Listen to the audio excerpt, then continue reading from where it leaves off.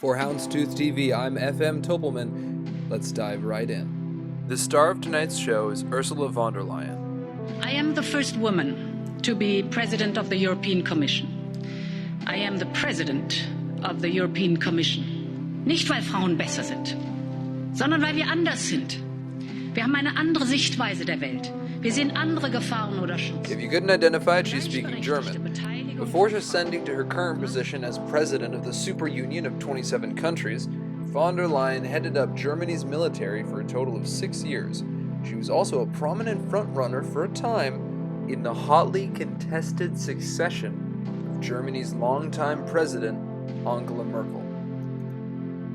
We'll let her describe the events that transpired when she visited the Turkish capital. When I arrived at the meeting, there were cameras in the room. Thanks to them, the short video of my arrival immediately went viral and caused headlines around the world. There was no need for subtitles. There was no need for translations. The images spoke for themselves. Would this have happened if I had worn a suit and a tie? In the pictures of previous meetings, I did not see any shortage of chairs. But then again, I did not see any women in these pictures neither.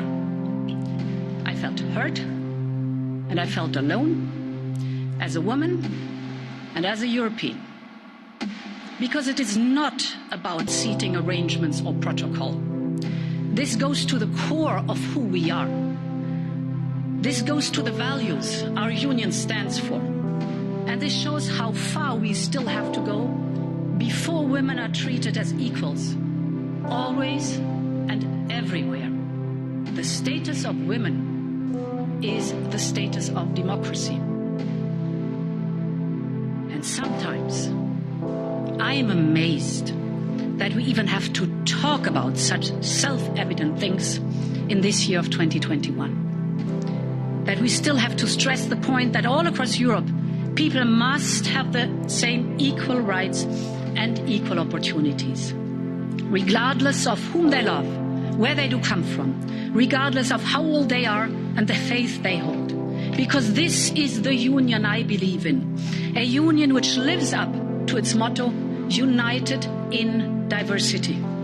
For me, these 3 words have always expressed a solemn pledge, at home and abroad, today and in future. Long live Europe. Thank you.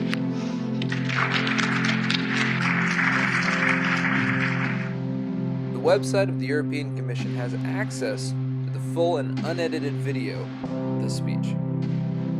I hope you have enjoyed this jaunt through the shallows. However, if you have a few more minutes, feel free to join me on a deeper dive into the background and history of the characters and region. Now, the scene of this whole SOFAGATE incident is an auspicious one. The European Union sports 27 member states, and almost since its foundation, Turkey has been applying. And just to add a little proof, here's former President George W. Bush bringing up the topic with the future President Recep Tayyip Erdogan. You'll see no shortage of chairs. I believe you ought to be given a date by the EU for your eventual acceptance into the EU. While the former president deserves his own extensive deep dive, today we're focusing on the host, President Recep Tayyip Erdogan of Turkey, serving as Prime Minister from 2003 and President from 2014. Recep Tayyip Erdogan has been in the halls of Turkish political power for more than 20 years. Many of Erdogan's policies have been viewed as patently dictatorial. As president and near dictator, Erdogan lives in the shadow of this man, known as Ataturk, the original president and dictator of Turkey. No, I mean it in a literal sense. Ataturk lords over Erdogan. The cultural influence of the dictator's memory is often understated. Ataturk, again, deserves a more extensive deep dive than this brief mentioning. In the case of Erdogan, much has been made of his insistence that he in fact cannot be a dictator, which is often the line of a dictator. And like all dictators, living or dead, his rule has not been without challenge. In late 2016, Erdogan survived a coup attempt by the military. To be criminally brief, the coup was nearly successful until the people were brought out onto the streets to fight back the military forces by an 11th hour broadcast from Turkish CNN, which included a pundit on a FaceTime call with the president of Turkey, encouraging unity and strength in the face of the military takeover.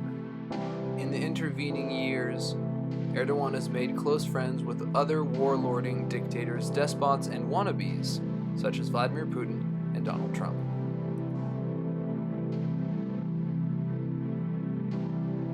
As it stands, the relationship between Turkey and the European Union is still tenuous. You can rely on us to keep you informed of what's going on around the world. For HOUNDSTOOTH TV, this is FM Töpelmann, signing off.